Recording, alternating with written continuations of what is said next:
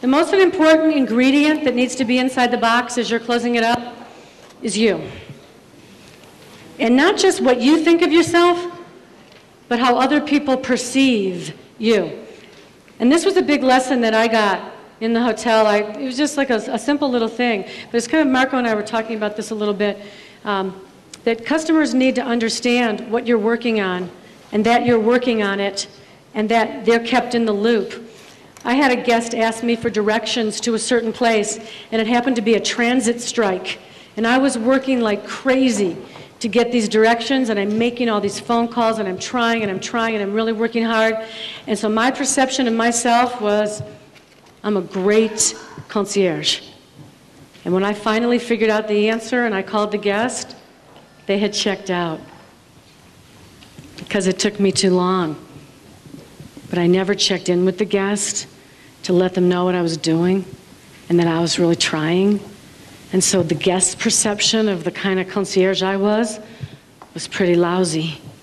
My perception, great. So it's not just your perception of yourself, it's other people's perception of you. And if you're going to be brave, you might ask people what that is. How do they perceive you? Because that has to go inside the box. And now we're ready to think outside the box, to take the ordinary and make it extraordinary. But all of these things in place first: what, why, how, and coaching. If you have those things in place, you could think outside the box all day long. But what happens outside the box, of course, is emotions. There's all these emotions swirling around. There's emotions from your customer. There's emotions from these 5,000 employees. All these emotions are swirling around. So I'd like the ribbon to represent all those emotions that are outside the box. And as you take the ribbon and you place it around the box, if you'll just hold the two ends of the ribbon. Just hold the two ends of the ribbon.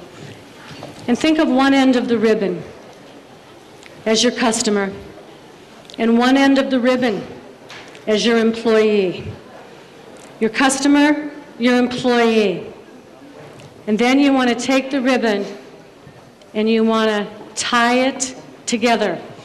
And before we make a bow on this, you're going to tie it together. Metaphor is a really important piece of communication. I want you to think about that knot, the way that you tied that connection between the employee and the customer as the emotional connection.